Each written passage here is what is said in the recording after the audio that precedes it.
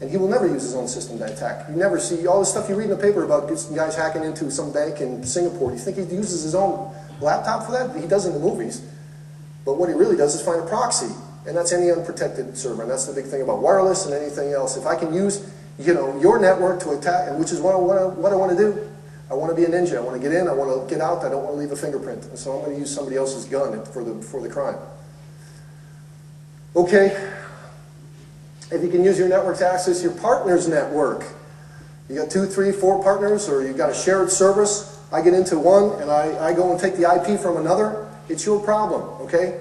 This liability problem. If I can access your stored data, it's not your data anymore. I'm going to modify it. I'm going to delete it. I'm going to do what I want with it. You have to question the integrity of the data if I get access to it, whether that's credit card numbers or human resource files.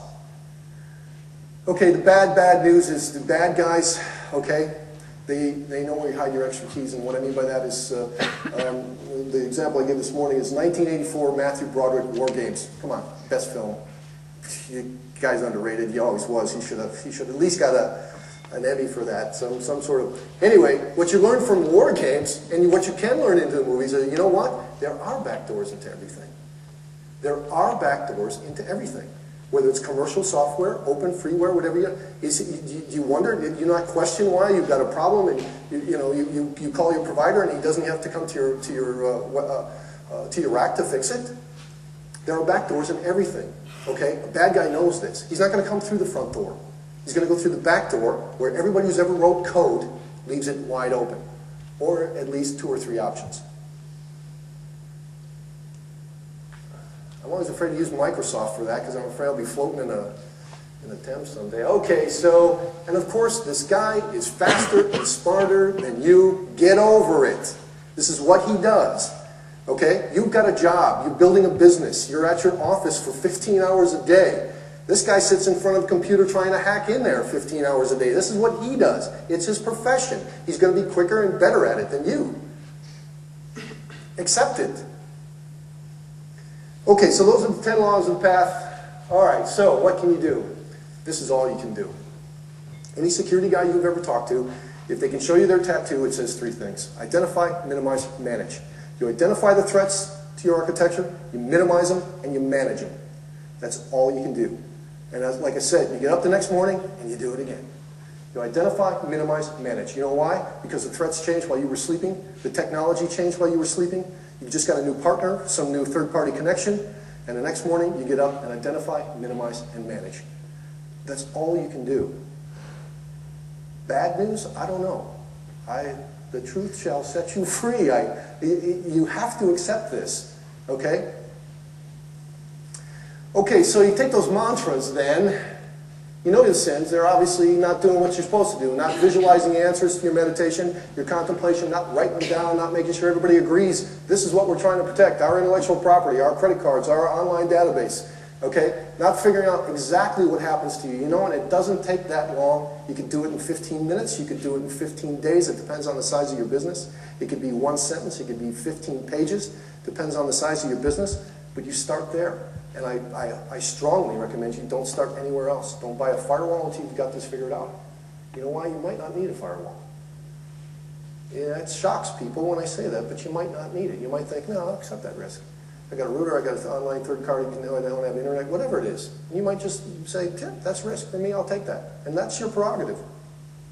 Write these things down, revision. You know why? Because they change. Not letting the answers drive your decisions. All your policies. Once you do the threat and risk assessment, like the circle of life that we know, those should drive your policies. Your policies should drive your architecture. You should drive your testing. Should start you back up here doing it again and again and again.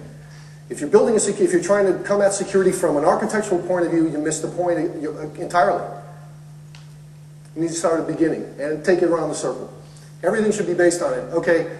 And not talking about best practices, not testing yourself. You know what? You're going to sin. And again, just accept it. You're new to this. You know, you need to protect your architectures and your businesses to go do business online. It's not your profession. You're going to make mistakes. But you know what? I'll say this again. You're head and shoulders above anybody else if you start right down this path. Okay, yeah, okay, well there's bad karma, there's good karma. You actually do a threat assessment and risk analysis for your business, okay? You're going to quantify the environment. And guys like me and guys and everywhere else, and lawyers, if you have a problem, love the idea that you actually did this thing called due diligence, okay? You quantified it. If you can quantify it, if you can measure it, you can control it. And it'll help you prioritize your business decisions based on security requirements. You very easily know by looking in the boxes, wait a minute, we don't want to do that, there's too high risk for us. We'll accept the low risk, the minimal risk, but the medium risk, the high risk, we should have a decision process for that. So we all get together and shake hands and say we agree we're going to do business like that, although we understand the risks. It's called due diligence, and if you ever get in trouble and somebody hacks into your system, they hack into somebody else, and you find yourself in court with a liable case, that's the first question they're going to ask you is, what did you do? Did you do the best you could do? And you could be wrong, but did you approach it with due diligence, with best practices, you know, and all these other things involved. Okay, and you document due diligence. It'll show that you did your best. Even if you had a problem, you did the best that you could do. Okay, the better karma is, obviously, it's going to reduce your lost time. You take these things before they happen to you. You fix that web server before it crashes, and you're going to save the repair costs, the downtime, the loss of reputation, and, you know, you never know what that's worth until you lose it, and trust me on that. Your legal costs, your business risks. Okay, here's the end of the day. At the end, here's the story. At the end of the day, it's yours. You own it. Okay? Not some guy like me standing up on the stage telling you what to do, what not to do. At the end of the day, the security of your architecture, the success, the downtime, the security incidents are going to be driven by the program you developed. Not me telling, not an outsider telling you how to do it, but you. And if things go bad, it's going to be you responsible, not me, not a third party, not Walsh Assembly government, you know, who will help you every step of the way. It's going to be yours, okay? It's your karma, and you can't, you know, if you get that, and you're still not doing anything from security. I wish you well. Okay, so we're almost there. So I promised you enlightenment. I promised you enlightenment. I promise you digest, I think, if you go back over the notes. So I promise you digested juices. Okay, so that's you. We got one more thing I want to tell you about that. Security guys know that you don't know. And that's this. This comes from an old Buddhist saying, and I got it from a book that my therapist gave me from a guy named Sheldon Kopp called If You Meet the Buddha on the Road. And that means if you're out there searching for truth, okay? So in the world of security, in the security religion, you're out there looking for truth. You're looking for absolutes. I need to secure my architecture, okay? This is the bad news. There is no absolutes. And you got that, right? Because you were listening to me for the last 27 slides. And I told you you could identify, minimize, manage. I said you could accept, reduce, transfer. But I didn't say you could negate. There are no absolutes.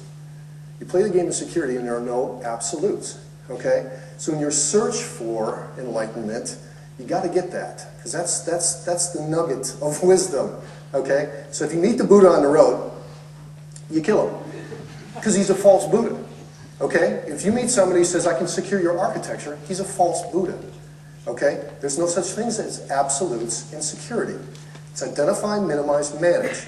And I promise you, you'll be much better off than people who are out there trying to do the impossible.